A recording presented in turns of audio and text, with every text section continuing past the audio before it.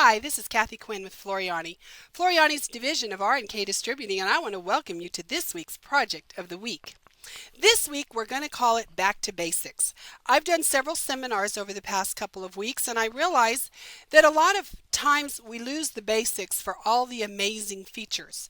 So we play with amazing features, we have a lot of fun, but sometimes we need to just remember to go back and look at basics. We've had a lot of new customers, a lot of software sales, so we want to look at some of these things. The first thing is how do I get a design into my software? Well, there's more than one way. The first way, obviously, is let's go to our library. I'm going to put my cursor and hover over my library tab. I'm going to go to the folder that I would like to look at designs in. I've picked October of 2015 from our free monthly designs. And then I'm going to left mouse click on my little designs tab and look at the designs that are in that folder. So I'm going to hold down my left mouse key and drag my little turkey out. So I can drag whatever I see out of this folder, I can drag and drop onto screen. How cool is that? Now when I do drag and drop into screen, the first thing we need to realize is when we bring a design in out of our library, it comes in as a grouped design. That means if I wanted to change this green feather to orange and I tried to select the green feather, it's actually going to select the entire turkey because it is grouped. We have it do that for you because a lot of times when you bring a design in onto screen, you might want to move it around, you might want to resize it, you might want to do something with the entire design. By having it grouped for you, it just makes it very easy and convenient. Now the next thing is if I do want to work with it, I'm going to need to ungroup my design. So with it selected, I'm going to come up to my top toolbar right here. If you notice, it's on the far right hand. You can see I have an ungroup icon. Now let's look at these icons. The group icon is not available. Why? Because the design is already grouped. But the ungroup icon is available, so let's left mouse click. And now when I go to grab that green feather, I can accomplish that. Because now I have told it I want to look at individual parts of this design. So that's how I would get away if I wanted to change colors, if I wanted to change the shape of a feather. Anything I wanted to work with as individual pieces, now I can do that. So I can select them, I can select them just like I have them here by left mouse clicking on them, or I could come in here to my sequence view. Let me shut down my properties. And I could, let's say I want to change those green feathers. I don't like the green feathers. I want to change them to another color. So I could select them in the sequence view. I could select both of them at the same time. And then I could run through my colors and say, well, what color would I actually like those to be besides that green? So I could just toggle through, I could type in a color number. I think I want them dark brown. So now I have changed those to a dark brown. So you can see we could just select them, left mouse click on any color that I want to change them to, and I have changed the color of the feathers. So that's one good reason to ungroup. Now the other thing is I might want to do all that and I like it. I'm happy now with my color changes. So I want to regroup the design. Maybe I want to resize it.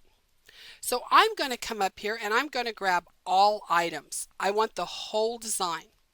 And a lot of times I will go ahead and group it just so I don't get pieces and parts. So now I can't get pieces and parts. No matter what I do, it's going to happen to the whole design. So let's select him. So our next thing is how do we resize a design? Well, I can grab the design. It has box around it. And if I grab any of the corners and pull, I am going to resize this design proportionately. So I will come up to the top and fit that to screen. So now I have resized the design larger. Now I want to talk to you a little bit about that. When we make a design larger, That is great. The software is going to recalculate the stitches, it's going to redigitize it, it's going to hold true for fills, it's going to be wonderful. But you always have to consider the satin stitches in your design. That is key when you resize a design. Because a lot of times we'll see something, say, ooh, I want to put this in the middle of a tablecloth on my Thanksgiving table. So I make it huge. It seems like, hey, it looks good, everything looks fine, this looks great on my screen. But realistically, we have to make sure we've got satin stitch around this buckle right here. So let's look at that. I'm going to take it off of 3D. So here is that satin stitch I was talking about right there. Now I need to know, is that going to stitch out properly? Well, the only way to know is to measure it. Now Walter has taught us that stitches have rules. There are rules when we work with stitches here. And you know what? I'm just going to close these eyeballs right here. I'm going to close these off just so I can see that real clear, because I can see it's a little hard to see on screen. I don't know why my cursor's acting crazy. Let's go ahead and there we go. Now I've kind of got it in the clear here. See, I've got this satin stitch in the clear. So let's get our ruler. Over on our left-hand toolbar, I'm going to grab my ruler and I'm going to measure across here. Now this says, Kathy, you're fine. You can still use a satin. So we're okay. As much as I've resized this design, the satin stitch I was looking at is looking good. So let me show all again. So let's zoom out. Let's see if we have any other place we might have to worry about. Now how can I tell? Can I see a satin in there? Nope. Let's expand this. Oh, I've got some satin here. Where is this satin? So let's see. Let's fit it to screen and let's look at these satins. Okay, these are his little feet. So his feet are all satin, so I might want to come in here and say, let's check the feet too. So I'm going to grab my magnifying glass.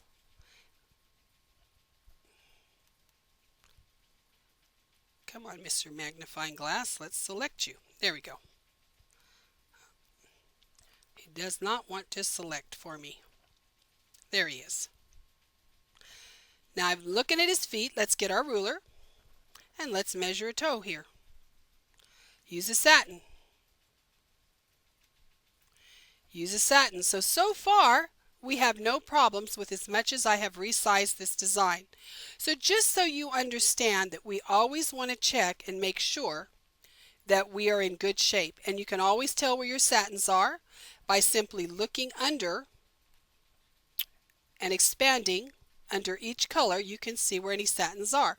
So this guy's going to stitch out. Now if his feet had been too wide, or his buckle, I would have needed to change that portion of the design from a satin to a fill, or not made the design so big. So always remember to look at the satins. And Walter's rule is a satin can't be any more narrow than 1.5 millimeters, and a satin can't be any wider than 7 millimeters. So if you follow those rules, you'll never have a problem with your satin stitch, because remember, a fill can be as big as you need the fill to be, and a run can be as skinny as one strand of thread. So those two aren't so critical as your satin stitch is what's going to make or break a design. So you always want to check those portions of your design when you resize. By the same point, if I had made this design a lot smaller, I would want to make sure that none of those satin stitches were thinner, more narrow than 1.5 millimeters. Now you don't have to worry about millimeters itself, because remember, we've got a smart ruler. If I take my ruler, hold down my left mouse key and drag, my ruler is real smart. It's telling me use a fill, a satin, a run. I don't need to change my system to millimeters. I just need to use my smart ruler to tell me what kind of stitch I should be using. Okay, so that's kind of a basic on a design. So let's bring back our properties. Let's go ahead and have to put my windows back in space. There we go. Now, that's one way to bring in a design. What if I have a design on a jump drive or an external drive? Well, then I can do one of two things. I can say File, Open, if I know where to go, or I can use my browser. So I could use my browser over here, and I could go to my computer, and here I have an external drive. So I could click on my external drive, and then I could come in to any of these folders and look at those designs that are in those folders and bring them in. So that's how I would bring in those designs. So you can get a design out of your library, you can get it off an external drive, or anywhere in your system simply by going through your library or your browser. The reason I prefer to go through my library and my browser is because I can see the pictures of the designs. If I go to File, Open, it's not going to show me all the designs in that folder. It's just going to show me the one design. So I usually have to know exact location or exact name. By having your browser in your library, it makes it very easy. So the next big question I got is, well, how do I get it to my machine? Well, that's a great question. We're going to come to File. Now we have a few options. We can save as. So that's option number one. I'm going to go to Save As. And I would tell it where I want it to go. So let's pretend I want it to go to that external drive. I want it to go to my little USB stick so I can plug it into my machine. I would pick that right here. I would name my design, Turkey, and I would select my format. So depending on what machine you are running, you're going to pick your machine's format. So, and as you can see, we're machine agnostics. We love everybody. So you can save for any machine, home or commercial on the market. Then you would take that jump drive and you would go ahead and plug it into your machine. That's Save As. However, Floriani has an amazing feature that's called Save to Sew. Now, Save to Sew gives us Walter's family secrets so that our designs are going to stitch out right. This design was digitized for one type of fabric. I mean, the digitizer can't digitize it to work on every fabric, so normally what most digitizers do is they digitize to worst case scenario, a knit. Knit has more problems with stability, stretching, pulling, pushing, so they usually try to digitize to knits so that that's worst case scenario, so we know it's going to stitch out fine on a cotton. But it's going to be denser than we need. It's going to have more pull compensation, more underlay. So Walter said, let's make it easy. Let's make everybody a master digitizer. So what I'm going to do is open my Save to Sew feature. Then I'm going to come and drop down my menu and say, you know what? This is not going on a knit. This is actually going to go on some hucktelling. And I didn't digitize it. It was already digitized for me. So now I've picked hucktelling. Now it's asking me a question. Are you going to hoop the fabric? Now this is an interesting one because if I was going to put this on a corner of a napkin, I would say no, because I couldn't get the napkin placed in the hoop. Now I will tell you, you always get a better result if you can put a design in a hoop. However, if we're doing the corner of a napkin, we're putting a blanket that can't be hooped, we're using a towel that you can't put in the hoop, you're going to tell it yes or no. So in this case, I'm going to say, yes, I'm going to hoop this. This is going to go on hucktelling. I can get it in the hoop fine. So when I go to next, it's going to ask me, do you want me to change the density, the underlay, the compensation for hucktelling? Well, yeah, I sure do. So I'm going to say next. So now it's going to tell me exactly how to stabilize it. A lot of times we don't know how to stabilize a certain fabric for a certain type design. Well, Walter has built in all the settings as far as changing the designs, and Kay has gone in and made sure that all of your stabilizers are perfect. It's going to tell you the stabilizers. It's going to recommend your needle. It's going to tell you how to top it. So you have everything you need here to make sure that this design is perfectly stabilized for hooktailing. So if you don't know, you've got it. Now when I come down to finish, what this is going to do now is it's going to change all the settings in this design, the underlay, pull, comp, density, to go on that towel. So when I say finish, and I'm going to then, again, I'm going to put it, where do I want it?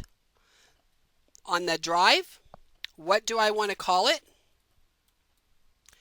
And what format do I want to save it to? So I have all of those options. Now when I've done that, I'm going to say save. And now that design has been saved to stitch on the toweling, and everything is done just perfect. So you have your Save to Sew feature. Now these are very basic things, but they're very important things to know. So we've brought a design in, we've grouped it, we've ungrouped it, we've learned how we select individual portions of it, how to regroup it, how to use Save to Sew, how to browse, and how to save it to a stick. I know it's a very simple lesson this week, but sometimes we forget about the basics, or we forget about the new people that may have never touched software. I hope you enjoyed the lesson today. I hope it reminded you to use Save to Sew, and I look forward to seeing you next week.